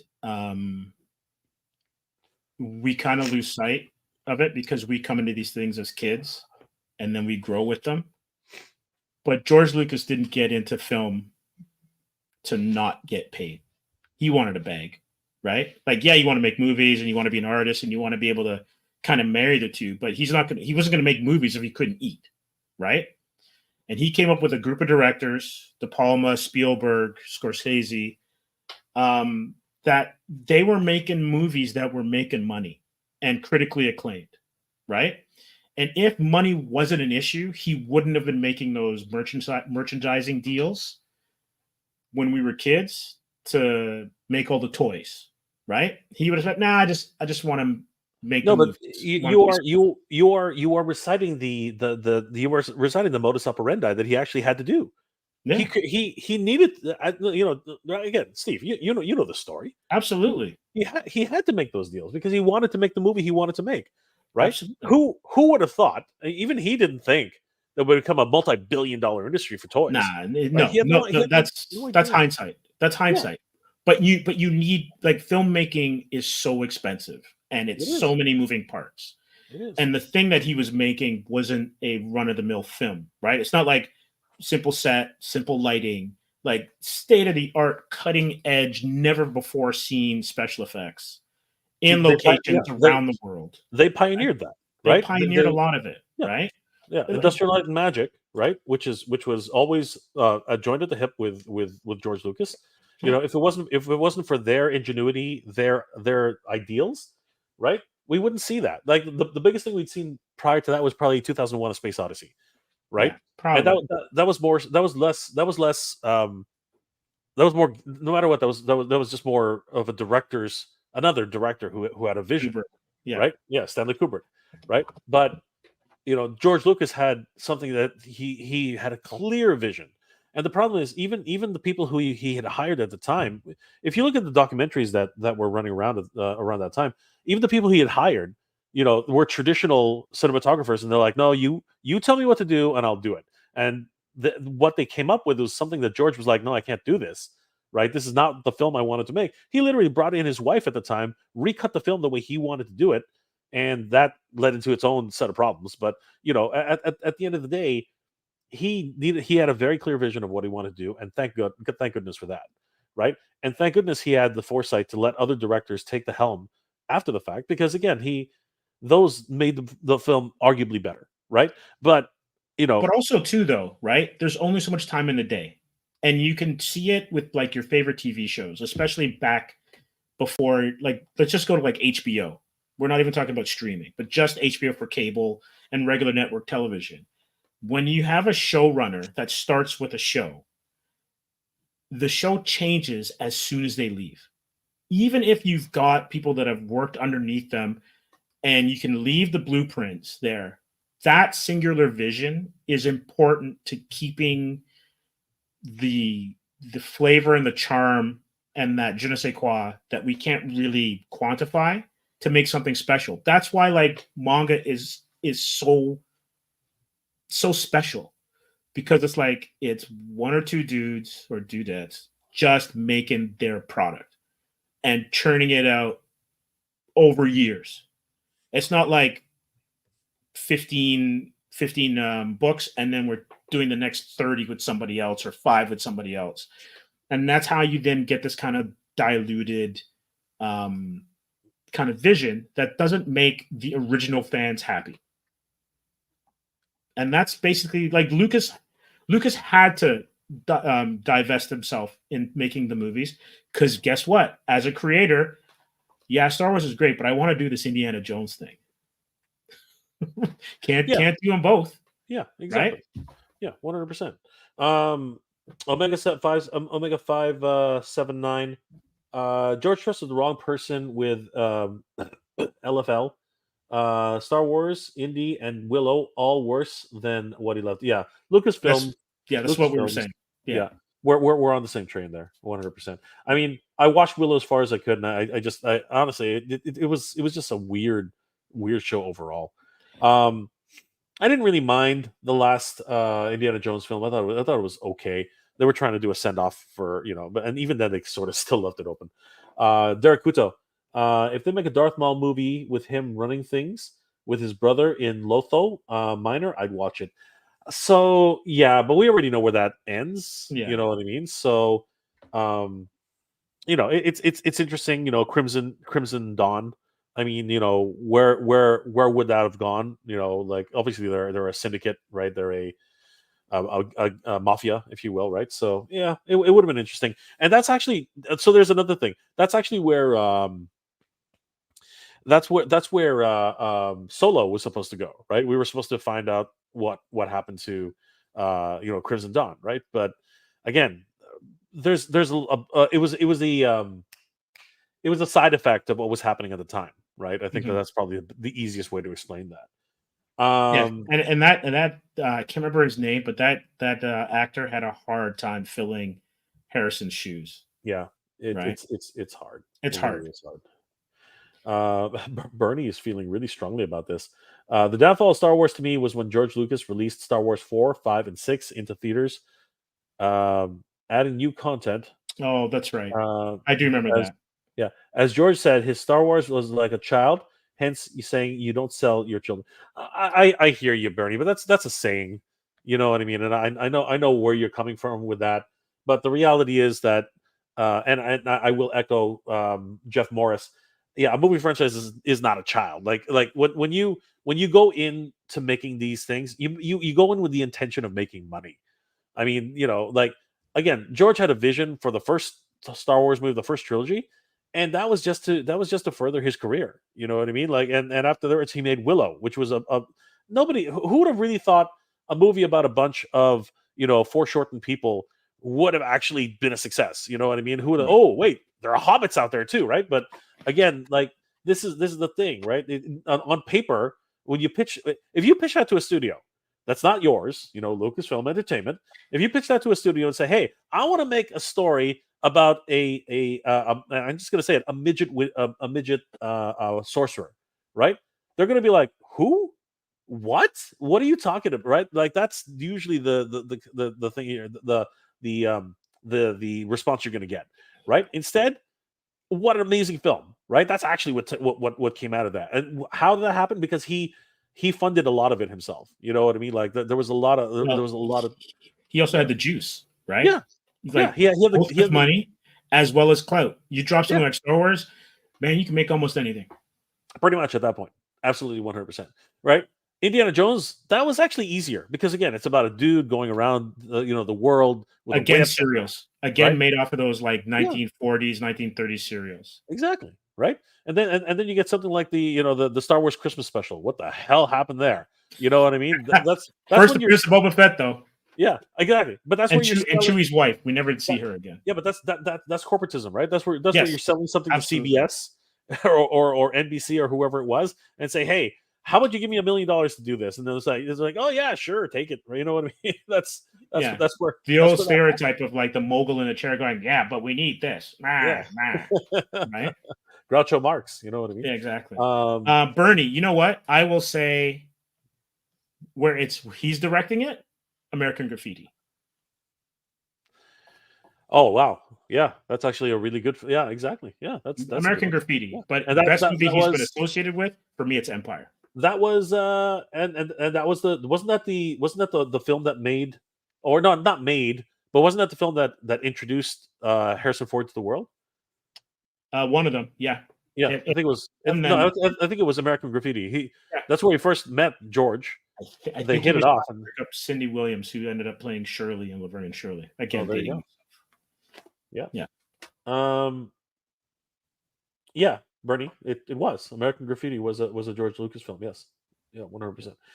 Ryan Ventek, they should introduce Bernie Lomax as the new emperor.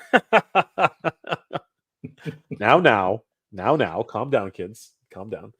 Hold all right, on so one last one before we change topics. Alien is a good horror sci-fi movie. Aliens is a good action sci-fi movie. Yeah, that's great. That's great. And you know what? The MCU kind of took that kind of line where some of their movies are spy films, kind of like Winter Soldier, and then other movies are horror. I guess you can say Hulk is in the horror genre, or at least they could play it that way.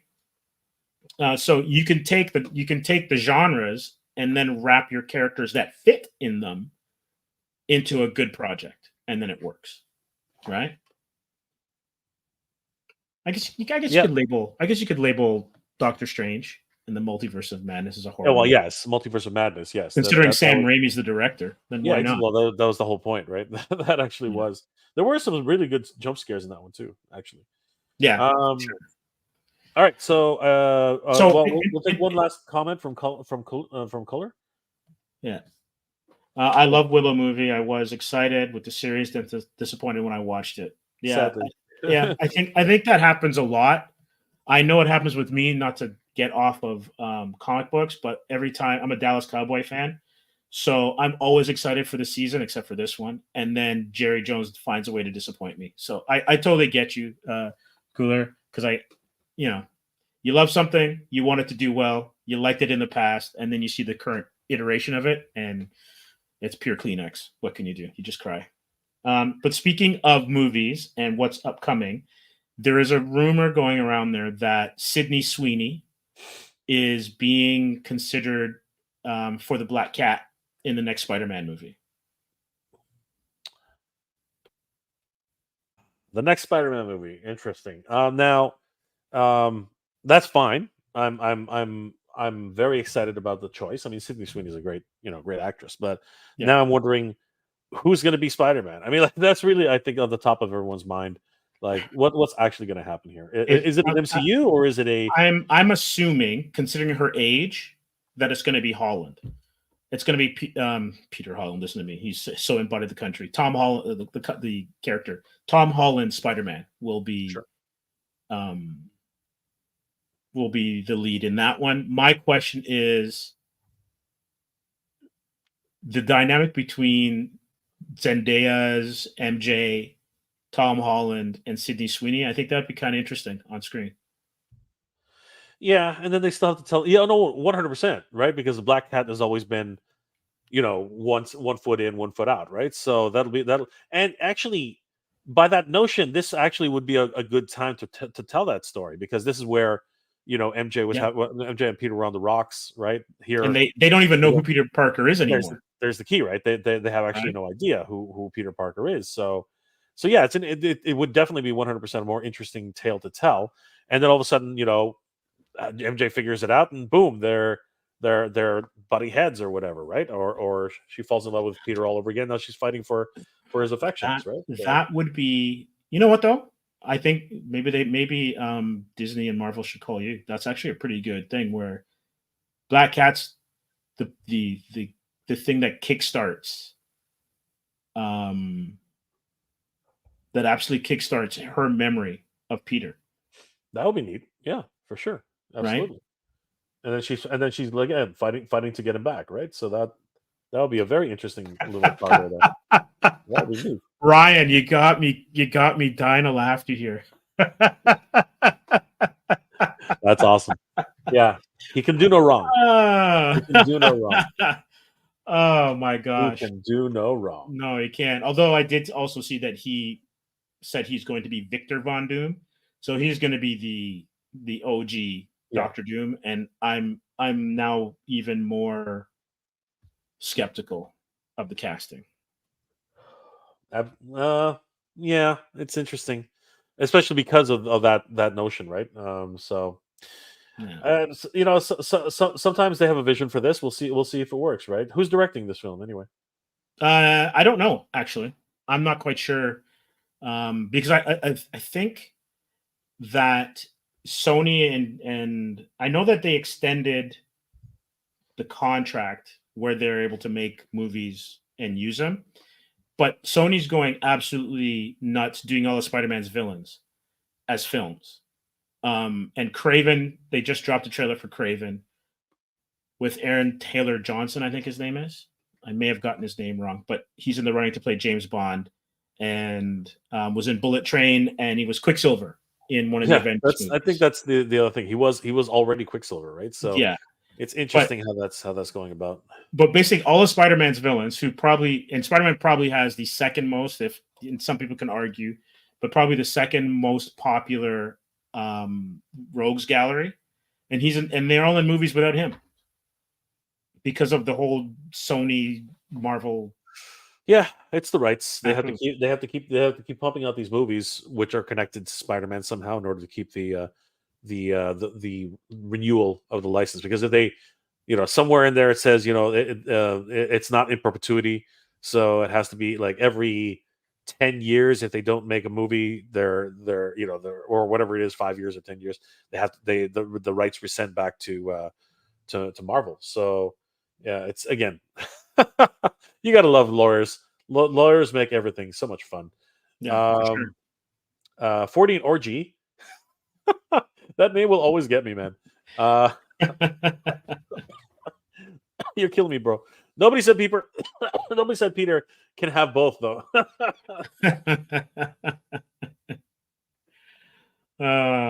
Do we have to fight? Seriously? Do we have to fight? Is that the thing?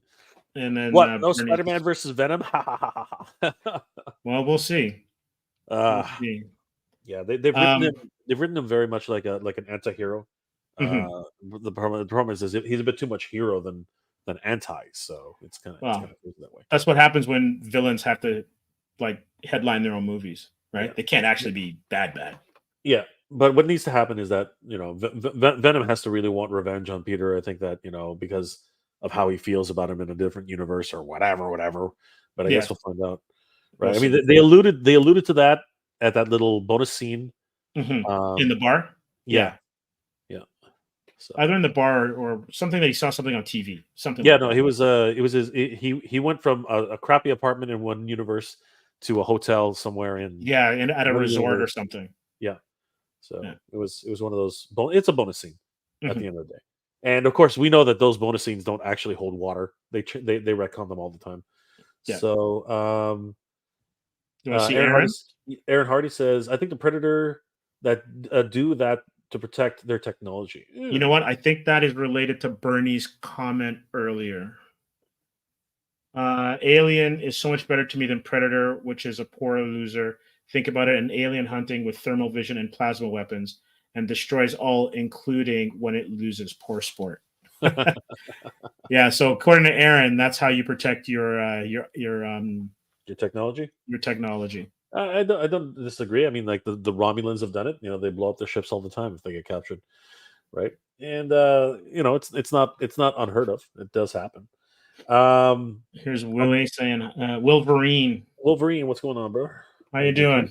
Welcome to the stream. Always good to see you. Omega Prime Primus, just above that. Russo brothers be back directing the 2 Avengers movies. Oh, this is true. Yeah, and I think that is part of the stipulation as to why RDJ signed on the dotted line. Yeah, to get those two back. He trusts those two, and that's what's really important. Yeah, for sure. And of course, a bag full of cash. So that always pushes you over the edge for sure. But I've always said it. Money fixes everything, man. Yeah. I mean, that's how that Spider-Man movie got made. All 3 Spider-Men in the same room. That's crazy. Spider-Man's worst villain is Jackal. Did you know that? Jackal drove Peter so nuts he was locked up in a nut hut. That's true. That's based on the Clone Saga back in different Clone Saga for you Star Wars fans. But that's back in the day when there was a clone of Spider-Man from the 70s, and then he made his reappearance in the 90s, and then Marvel's brilliant kind of marketing scheme was to then let you think that the Peter Parker you'd been reading since 1977 or something was actually the clone. Yeah, it's an interesting twist, but Ben Reilly has been put back into his proper spot. That's Peter Parker's clone. Yep. Yeah. Yeah, always trying to come up with new ideas, and that's actually why the things are the way they are. Absolutely. What's going on, figuratively speaking? Good to see you, brother. Always good Yeah. to see the figuratively. Welcome. Speaking of comics, right, and then we'll get to Superman in a second. I'm just going to go full screen on me here. Sure, go for it. I went to the local comic book store by me in Toronto called Red Nails, and my buddy Vito and the owner Ed let me know that these two books, well, this is actually just number one of a new Wolverine series by superstar artist Greg Capullo. So this one is the regular cover. I'll pull it back here. I feel like John Candy from the old SCTV days.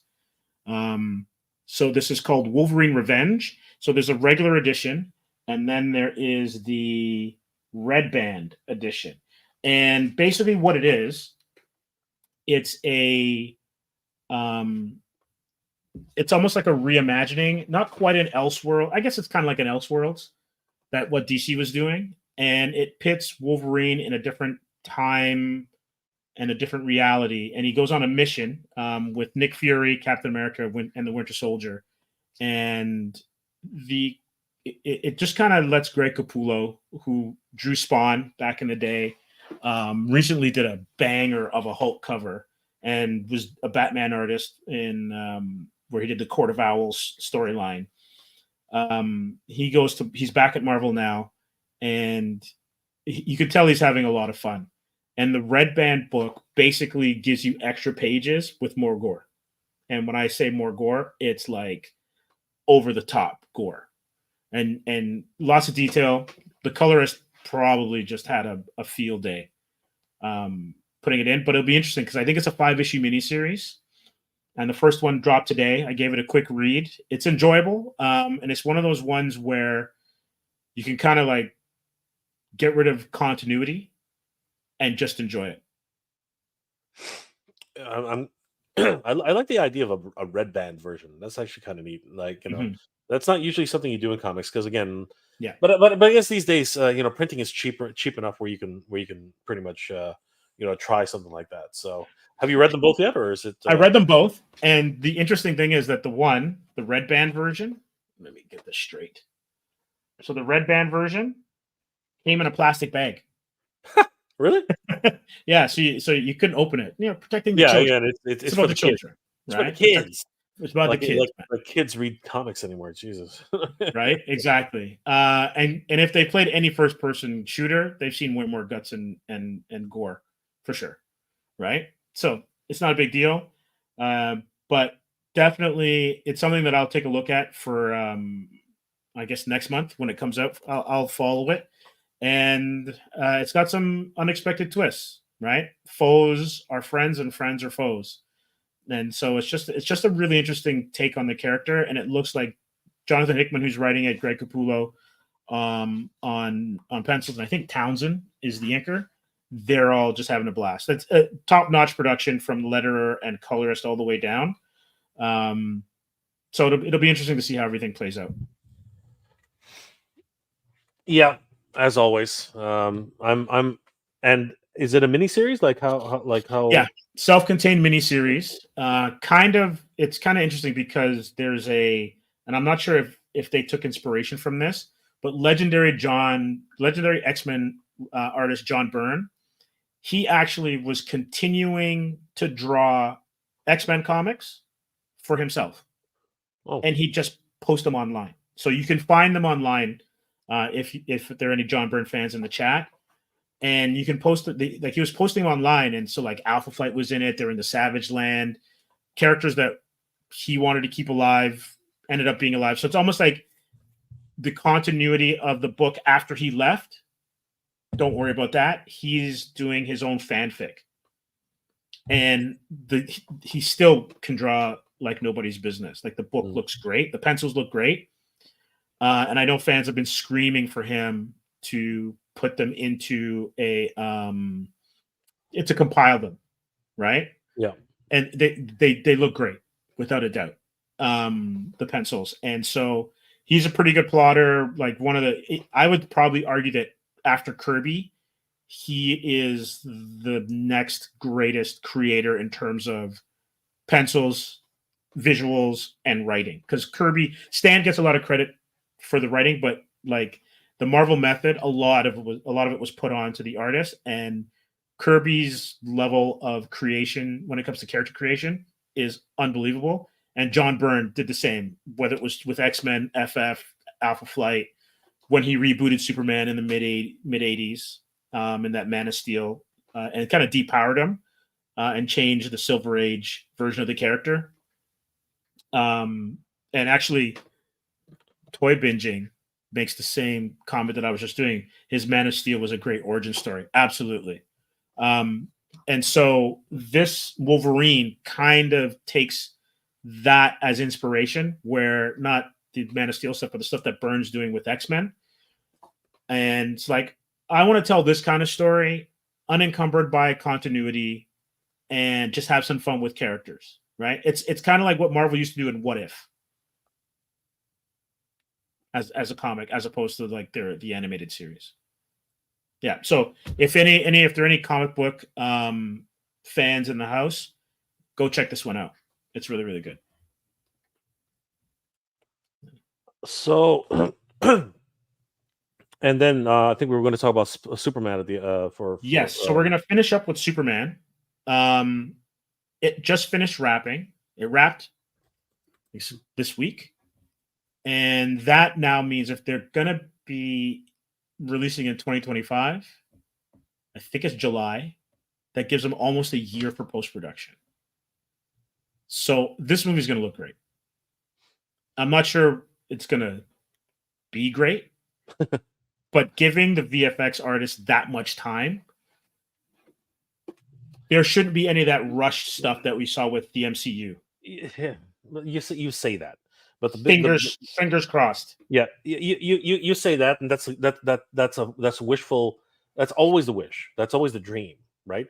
But I think the fundamental problem with the industry is that Hollywood doesn't pay its visual effects artists what they need to be paid in order to do their job right.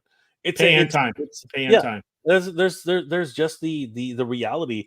Like it's my understanding that many a special effects house has gone bankrupt just on the because of the whole bidding process. You know, in order to work in the Hollywood machine, you have to come under a certain bid, and that's the problem. Because like again, they're not being allowed to quote for a job. They actually need to bid for a job, right? Yeah. And when you get into that situation, every studio is basically going to say you can do better, you can do better, you can do better, right? And they're literally just killing these poor, for the most part, freaking effects monkeys. That's the way they treat them, right? It's absolutely freaking terrible, right? Yeah. So my hope and my dream is that yes, the special effects are going to be good and on budget, but then of course you get that same situation where the Flash. Oof. Yeah. I mean, seriously. Forget the fact that they had to redo it a couple times and this and that, whatever. But I'm sorry, the Flash was just rough. Thankfully, the material was enough that you could sort of just accept it as what it is, move on. But again, time travel, right? All this kind of stuff. But the crux of the whole narrative is that this is supposed to be an immersion, and that immersion is lost. You know what I mean? So yeah, it remains to be seen. Like obviously pre-production photos are always going to look terrible. I mean, that's the whole reason why they're. I mean, you're shooting it from like 600 feet away. You know what I mean? With a lens which is like this big, at an angle which like so Yeah. it's flattering at all, right? I mean, even if you look at some shots from Henry Cavill when he was doing his pre-production, the suit's glued onto him, but not every angle is flattering, right? And the cape was CG and all Yeah. that kind of stuff, right? Exactly. So Yeah. you know, But we'll leave on this note because I think this was interesting. So you know how Warner Brothers deep sixed a whole bunch of their potential. I think there was a Scooby-Doo movie. There was the Batgirl movie. Someone asked Michael Keaton how he felt about Batgirl. the original Batgirl. Okay. No, Oh yeah. the Batgirl movie. And he goes, Michael Keaton says he doesn't really care that Batgirl got canceled. No, I didn't care one way or another. Big, fun, nice check. I mean, she did get paid for the role. You know, Yeah, what I everyone mean? got paid, Yeah. right? You would get paid, but that's for some people, that is a resume piece to say that you worked on a Warner Brothers Batman associated film. This is true. But here's the Right. thing: it does exist. They don't just destroy the film. It's there. It's in the archives. You know what I mean? So you never know. They might pull it out and dust it off. It does that stuff does actually look at the Snyder cut. The Snyder cut is the let's put it this way. The Snyder cut is the dream of every director who's never had their film actually put to put to cellulite. You know what I mean? It is the hope and dream of every, because you know it's somehow by some miracle it got out there, right? And the thing is, somebody could go into Warner Brothers, steal the film, and actually put it on the market. That happens too. I'm know what I mean? sure. I'm sure it's ripped. Someone ripped a copy somewhere and is just Absolutely. waiting. Absolutely. Because if There that will FF movie saw the light of day, the early '90s in Roger Europe Corman somewhere, one, yeah. then that Batgirl is somewhere. Yeah, and didn't they put that on DVD somewhere? I'm pretty sure it's. Oh, being you sold go to for- conventions? Yeah. Back in the day, you could find that at a convention, no problem. Yeah. That was VHS or DVD burned for sure. Convention Yeah. contraband. So there's always hope, everybody. You know, it's all built on hope. Yes, for sure. Well, Jay, I want to thank you for another amazing episode. I want to heartfelt thanks to everyone who was in the chat. That was one lively chat group. It was unbelievable, the back and forth. Great points. It was civil. Loved it. Love when you guys chime in and give us your 2 cents. It's perfect. 100%. It's a lot of fun. Thanks, guys, for being here. And again, we can all have great conversations. We don't have to. We don't have to agree. We can agree to disagree. That's the nature of actually having a discussion. So thanks, guys. All right. So from Steve, I'm out. Keep it indie. Jay. Good journey, everybody.